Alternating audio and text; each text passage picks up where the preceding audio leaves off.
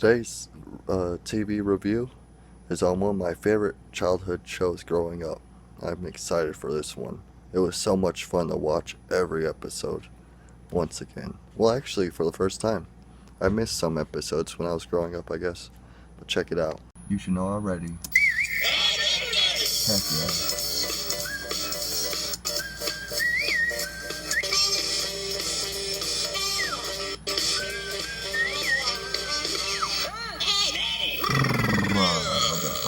Sorry for the lighting right now. It's just don't got the best lighting here. Anyways, got that playing in the background. Some eddy tunes. Should have probably put on autoplay. I don't know if I'll be able to finish this in 20 minutes. But yeah, check it out. I had a whole list of things I wanted to talk about for this review because the show I'm just such a big fan of. And it's going to be like all our other reviews we've done with the Adam Sandler movies. It's been a while since I've done reviews on media, so I kind of forgot. I'm not going to lie. So let me start off with this. My favorite episodes. My favorite episodes is episode 2 from season 3, Johnny's Story. It starts off basically, it's that episode where the Eddy, which I'll be calling the Ed Boys. So when I say Ed Boys, I mean Ed and Eddie, just to make it shorter. Ed and Eddie, the Ed Boys, they come crashing in through Johnny's wall, the kid with the plank board, and they just they have an idea to ask Johnny for help out of the wall, but Double D was like, in order to make him help us, we're going to have to tell him a bedtime story because that's what he wanted at the time. It was late at night apparently. So they started telling him the story, and the story just gets wild and wild. I love it because you get to see like each point of their view from that day, from different segments, and then at the end of by the end of the episode, when it's Ed's turn to tell a story, Ed, the one with the green jacket, he starts to go on like this sci-fi story, and even they're like, this story's getting weird, Ed. I love it so much. And by the end of it, it actually shows that they weren't telling just a regular random story, but they're actually telling, what happened to the day, and they're running from the kanker sisters, the sisters in the trailer park, and that's how they ended up in Johnny's wall, which they end up finding them at the end. Sorry, spoiler alert. The second favorite episode I got is episode 4 from season 2, The Pretend Nightmare. This one was interesting because, growing up, I honestly thought they were like in a dream through this whole episode, but now I rewatched it, it was actually them just using their imagination to act like they were in the dream world. And that's really awesome about this show, Ed and Eddie, that they use their imagination so much that they're so creative and they're so vivid with it, vision, like they can imagine and see what they're imagining, And when I was younger, I never really realized that, but I guess that's why I really am a fan of the show and Eddie, because when I was a kid, I was able to do that too, basically, like run around with my friends, and I was like the storyteller, basically. I was like, okay, this is what's happening, this is what we gotta do, this is how we gotta survive, basically. And we'd be doing that with like toy guns and stuff like that. So that's why I really like the show Ed and Eddie, I figured out. But in episode 4, season 2, The Pretend Nightmare, basically, it's crazy. So like, it just gets wild and wilder. Every minute of this episode, it just like, it really starts to break at your mind, honestly. And you can't really tell what's reality in the show and where they dreaming in a way. Like, you can't tell if they're awake or dreaming, honestly. I love it. You really have to watch it, and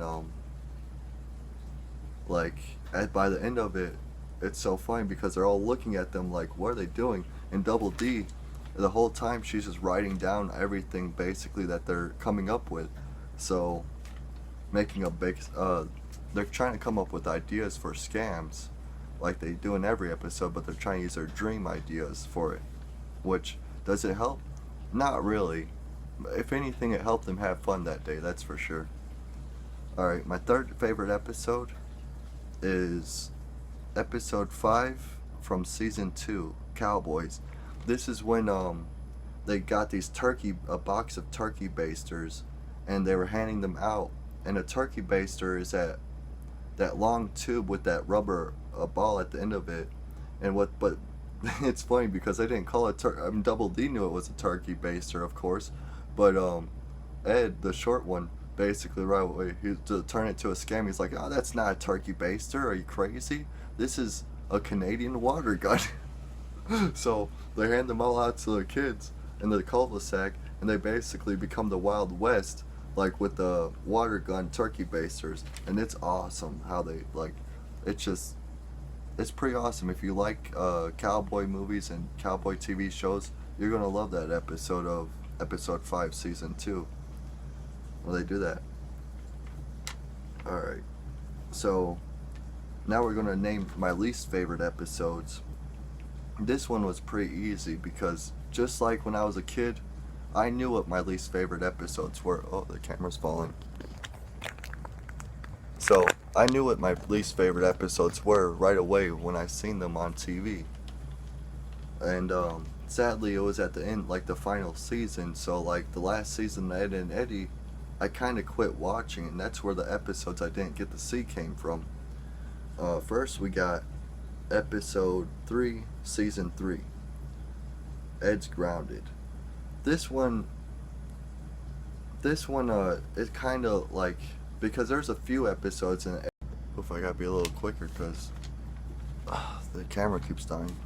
Anyways, my second least favorite episode. Oh well, let me finish explaining why the first one's not my favorite episode.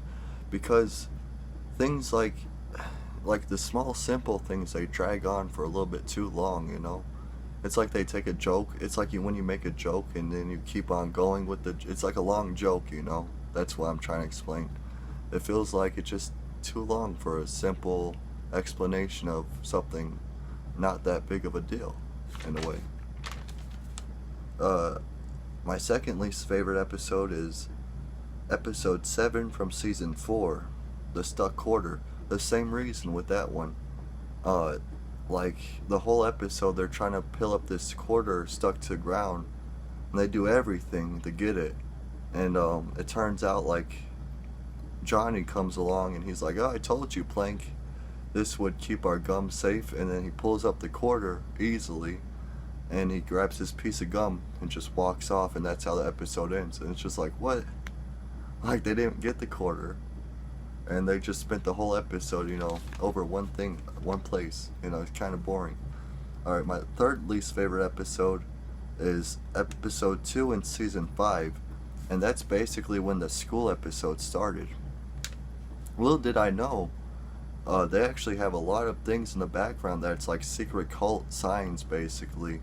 You know, like kind of Freemason skull and bones sayings, and that's probably why I didn't really like the school episodes. But I think I didn't like the school episodes at the time when I was younger because, well, it reminded me of school. It's like, why do you have to put my favorite cartoon? Like, I come back from school so I can watch these cartoons and forget about school.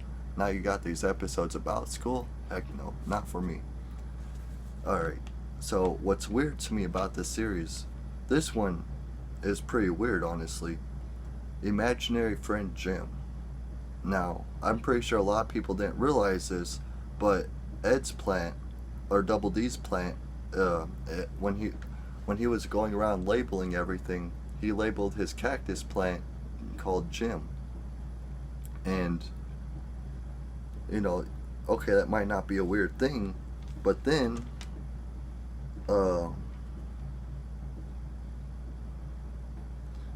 Ed, the one with the green jacket, he has an imaginary friend, and he calls him Jim. And then so I started thinking, like, why do they keep calling their imaginary friend, or they keep naming things Jim? And even in the school episodes, there's like, the book was made by Big Jim, written by Big Jim.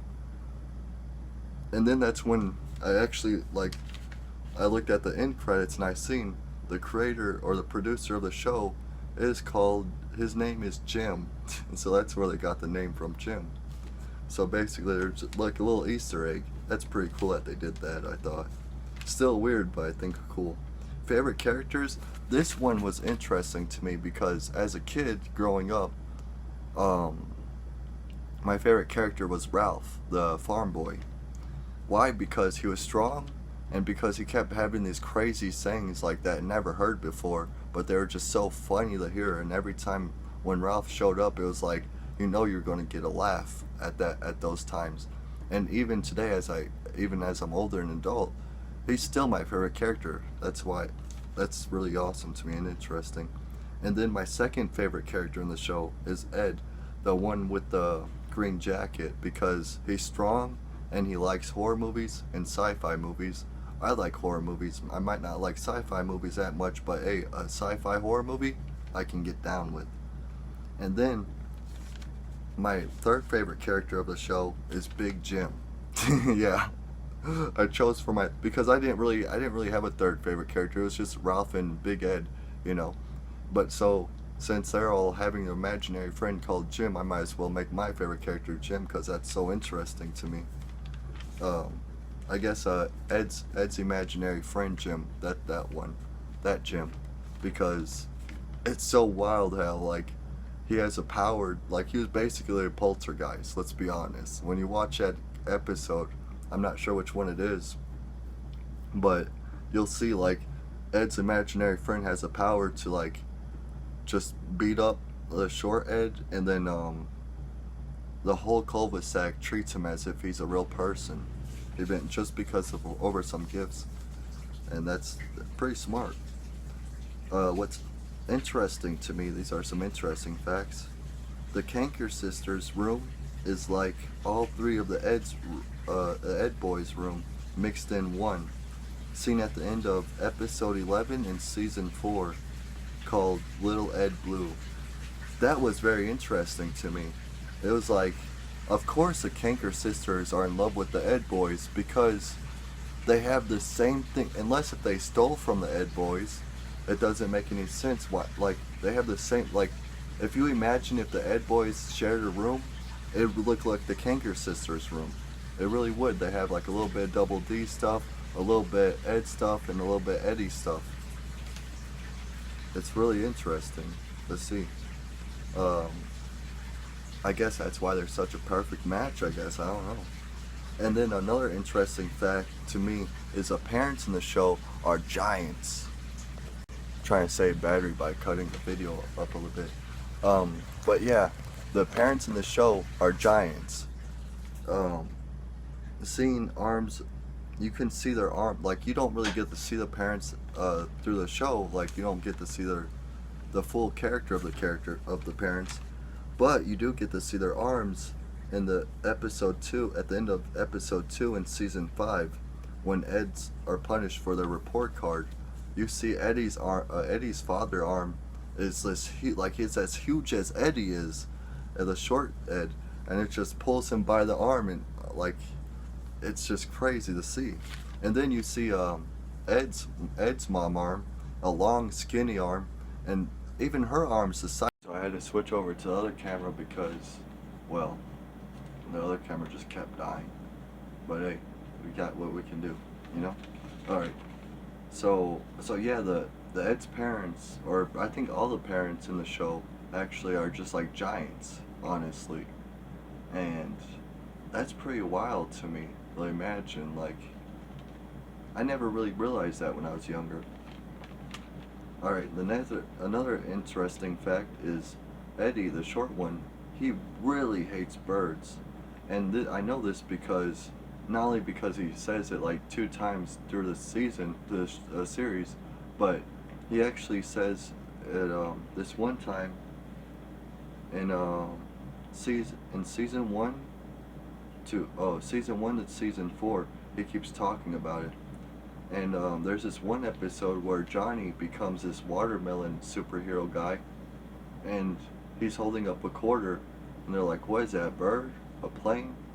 And he's like, "If it's a bird," and then Eddie goes, "If it's a bird with my quarter, then he says these exact words: "If it's a bird with a quarter, then it's mine." He's referencing this one bird that stole his quarter when he was holding it up in the sunlight, and that's just crazy. So in season one that happened, but in season four, when that Johnny became the watermelon superhero, he references it like, he must really hate birds. That's what I got out of that for sure. Um, Another interesting fact is later, the later show got more mean scams.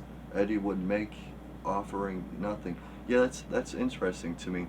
And even Double D points out at one point with I think it called it thingamabob or something like thingamajig or something like that.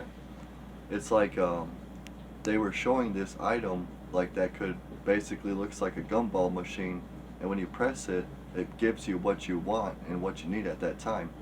But they would sell. They were like just giving the kid, like when the kids wanted to buy that item, they'd end up giving them a box with what looks like the item inside, but actually was like a box of rocks or a box of like glass bulbs or something like that. So their scams did get a lot meaner throughout the series, and I think that was because of Eddie. He just got, like once he realized that he was good at scamming, he realized, well, why am I wasting items? I could be just going full scam mode, and that's what he did basically. And so yeah, they basically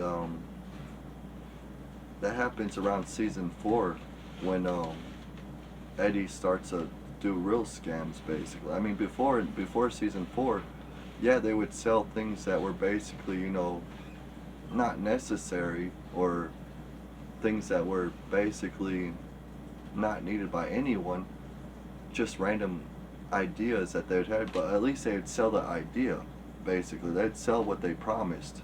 But then in season 4, they'd start selling nothing but promising something, if that makes any sense. I found that interesting.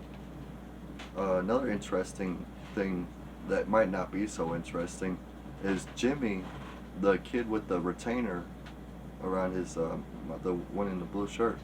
He stole Sarah's dolly. You can see that in season 4 in episode 18. The same dolls. So yeah, in season like 1 or 2, everyone's losing items, so they think there's a thief going around, and Sarah's freaking out because she lost her dolly.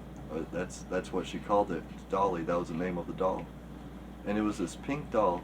And then in season I forgot what season it was. I think possibly season 4 or 5. You see Jimmy playing with it though, and Sarah not caring at all, honestly, because the dolly ends up getting destroyed actually in Jimmy's possession, but Sarah doesn't even bat an eye. But before, she was freaking out not having that doll in her possession.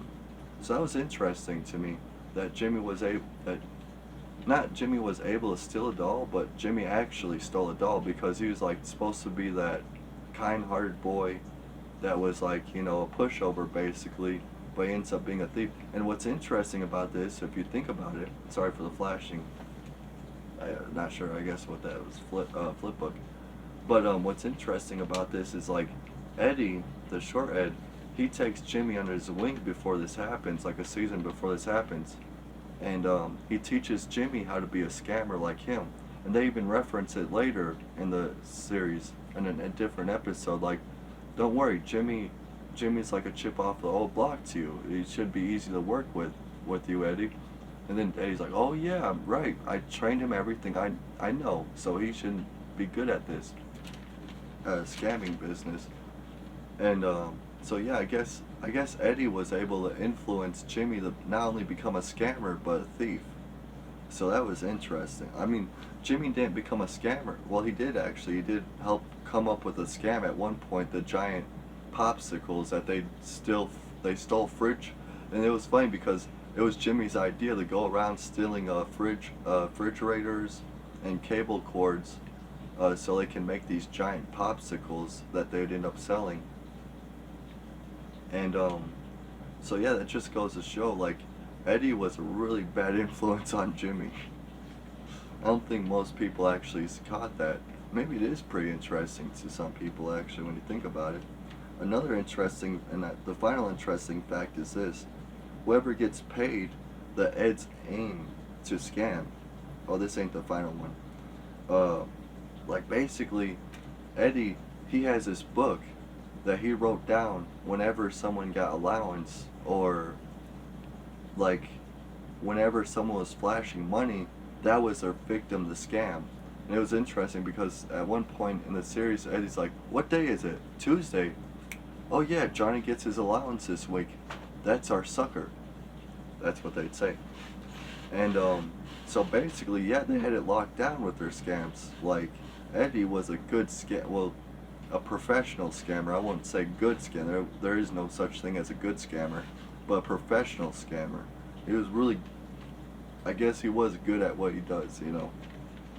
All right, and the final interesting fact to me was Plank knows people, mean and dangerous looking planks. Possibly Plank was in a gang. Yeah, the 2x4 that Johnny would carry around with that face. Basically, this one episode where they did something to Johnny and Plank. Oh, that's what it was. So Plank had parents that came to visit Plank, and the Ed boys, well, Double D and Ed, Big Ed, was trying to like take them around the cul-de-sac and all around the town that they could to show them like around, so Johnny and Plank could get a break from them. And what ends up happening, Short Ed takes over, and he ends up like demolishing Plank's parents. Basically, he has them in a cart, and boom, both Plank's parents lost their heads. And afterwards, Johnny's just like, "Plank knows people," and then next thing you know, Eddie is tied up to a tree.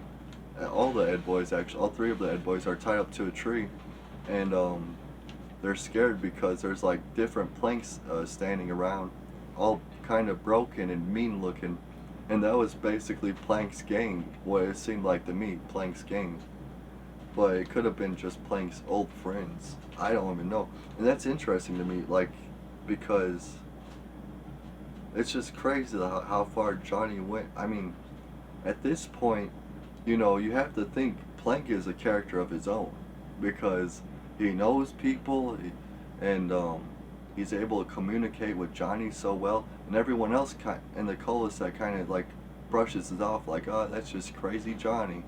But in reality, when you start to think about it, it's like, I don't know.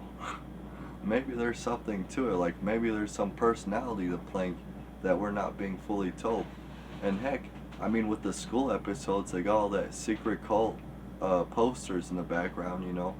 Maybe there is something to Plank that we don't know. Maybe like there's a soul inside Plank. Possibly. Maybe Plank is like one of Johnny's lost relatives or something, and he was able to do some kind of voodoo or something. I'm not sure. Honestly, I just found that very interesting that Plank has a personality and knew people, a gang at most, and they're all Plank. It was a Plank gang. I thought that was funny. And my final interesting fact. Well, this ain't interesting to me. This was interesting to me because I was trying to figure it out through the whole episode. So, I tried to figure out who would be the poorest kid on the block. Why? I guess because, like, with all the episodes revolving around scams, I was wondering, like, who would they scam the least? Because he would be the poorest, or she. And at first I was thinking, it has to be the Kanker sisters because they live in a trailer park, and, well, that was basically it. Later in season 5, I watched the final episode, actually. Actually, I don't know if it's a final episode. I think it's like a couple episodes before the final episode. But you find out that Eddie, the short Ed, his ancestors actually were the ones to create the cul-de-sac, that town. They were like the pilgrims that came to that town in the past and built it up from the bottom up. And then so And then you find out later at the end of the episode that the Kanker sisters, actually, their ancestors were they made a gambling bet to Eddie's ancestors, and they're able to win the town from them in a gambling bet.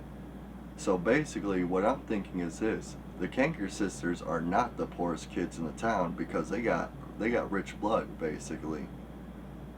Why do they choose to live in the trailer park? I honestly feel like they're like visitors. Like they don't live there, but they're visiting family or something. And I just find that very interesting. So, so I think the poorest kid in the town would actually be Johnny. Uh, Reason being, it's just because, honestly, it's just because you barely get to see Johnny's house, and I don't have a good fact the say like the make my point proven here, but I just feel like because like when it comes down to it, like he's antisocial, and a lot of poor people do have that trait of being antisocial because well they're kind of feeling what's that word, embarrassed. That's one thing of they're feeling embarrassed to like not wanting to have friends because they don't want to show that they got nothing. And so what does Johnny do? He makes a plank out of wood, and that's his best friend. And honestly, you don't see as much like from all the other characters. You'll realize this: Johnny is like the least shown character. Why? Because he's always off hanging with Plank. He ain't hanging with. I mean, he is hanging with other kids every once in a while, like when they're doing a big get together, but it's not Johnny's event. And also, another thing to point out that can prove my point is this: when Johnny made that superhero outfit, the watermelon kid, he basically it was like the poorest superhero outfit you can use. Now, of course, maybe it was just like a kid thing, whatever you can put together that looks somewhat resembling. But honestly, when you think about it, he's not even using a mask. He cuts a watermelon in half, pokes two holes in it so he can see through it, and puts it on top of his head. That's his superhero mask. So that's my proof right there on Johnny being the poorest kid on the block. And maybe because like that when they do show or not show the book, but when they do like pull up the book and they read from it, oh, Johnny's getting his allowance today. Maybe like that was showing like he was the one that gets her allowance, the one that like barely gets her allowance or something. I don't know, but I feel like I'm right on that one. I really do. I think Johnny's the poorest kid on the block. You can argue with me on that if you feel like it, but you really have to watch this whole series for yourself. Well, that was my Ed and Eddie review. It was fun to do, and sorry that I didn't do the spin the wheel to try and figure out what we reviewed next. I know I usually do that before a review, but this one I really wanted to review because this was a childhood favorite show of mine, honestly, growing up, and it felt like the kids that I grew up with, they didn't really like this show. They thought it was a little bit too weird for them, just like Billy and Mandy, which was another one of my favorite shows. Um, but for me, it was one of my favorites, and I'm glad we had it. Even though the last season sucked with all the school episodes and how it kept going down and down, like, I feel like it's still one of my top five favorite cartoon shows out there, Ed and Ed Eddie. I'd love to see them revamp this show or bring it back, for at least 2 more seasons, try to make it alive again.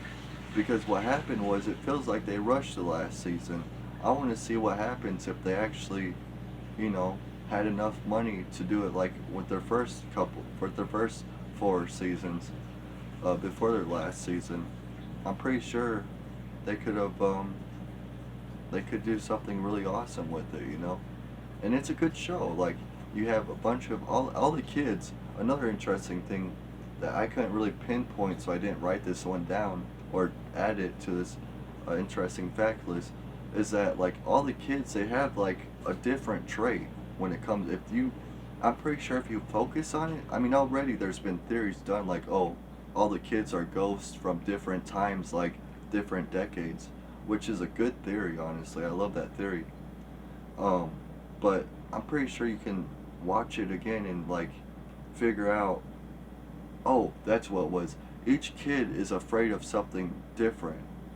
I realized that when I was watching it because it's like they all had different phobias. It's hard to remember which was which, but for sure I remember this. Double D, she hates, or I keep like when I was younger, I always thought Double D was a chick, but Double D, he hates filth, like dirt. Can't scan. He's an OCD. He has OCD, that's for sure. And as soon as it's a little bit dusty, he does this thing, filthy, filthy, filthy, filthy, filthy, and I love that. Honestly, I love that. It's a funny thing to me.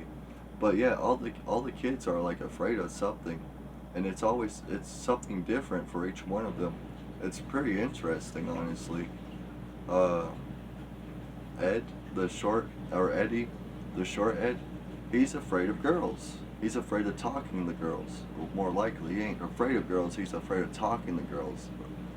And you can easily see that, like when it comes to talking to Naz or even talking to the Kanker sisters the first time they meet them.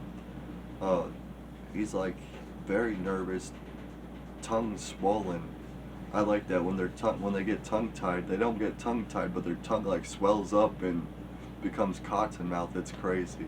Anyways, this show's really awesome. If you haven't watched an Ed and Eddie episode, you're crazy. You have to go and watch this show. At least watch one episode of it. And you already know which episodes I'm gonna recommend to you. The first three I already shouted out. Season 3, episode 2, or season 2, episode 4, or season 2, episode 5. One of those 3 episodes you should let that be your first episode, honestly. Um, Try to stay away from if it's your first time watching the show, try to stay away from the last season, because don't judge the series on that last season, honestly. It's it's just bothersome. It really is. How they let some shows just go down the drain. It seems like they were wanting to pump out some animations for, that week. And that's what it felt like. And honestly, it felt like they were doing that because there's some episodes where they'd be like these longer episodes. See, it's usually a 10-minute episode. But there are some episodes where it was like they'd take 2 episodes and add them together, but guess what? It was 2 of the past episodes, or it was like the episode before that and then the episode after that double episode, like basically like it was probably for those one special occasions, like for Fridays or the weekends or something, which I kind of remember too, because I watched and I was like, what the heck, I already watched this episode. But then you sit there and watch the rest of the episode and you get to see the part 2 of the episode, like, oh, that's a new episode. And then next thing you know, their next episode was just part 2 of the last episode. It's like, well, I already watched that already.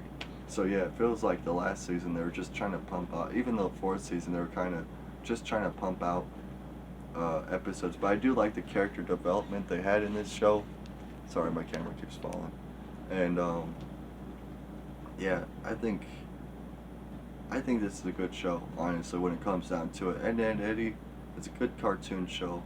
It's probably not the best show they'll let your toddlers watch, because it might teach them how to scam people. And that's always not a good thing. We all know scammers are horrible, horrible, horrible people when it comes down to it. I mean, yeah, there should, like, if you have to scam, then you realize you're doing something wrong, There's always a way, especially in today's modern time. There's really no need to scam. There's so many ways of making a quick buck. You don't need to scam. But it's still a problem we face today, We still got scammers today out there. And Yeah, I'm glad I grew up with Ed and Eddies because, I mean, I guess if anything, it taught me this: how to avoid scams and how to be really funny and how to like not take things so seriously when it comes down to it, because like everything doesn't work out, but everything goes back to normal with each episode. Like like how the Family Guy does. One character dies in one episode, but in the next episode they're back to life. Sort of like that, or like how Kenny dies from South Park. It kind of gives you that feeling. Um, so, so yeah, I'm glad I grew up with this show, Ed and Eddy, and I'm glad I did this review. Thanks for all that watched it. Sorry it was a 30-minute review, but that's how it comes down to these reviews. I like to get out all my points, and yeah, a little mic drop. I don't have a microphone. What I say, dude? I just don't want to break this. Mic drop. Oh, that hit me in the... No. I should have just done this. Mic drop. With my notes. Okay. I had a feeling that was going to happen, but I still done it for you all. Keep that in mind. Anyways, stay awesome, people. Thanks for watching. Peace out. Later. Ed and Eddy.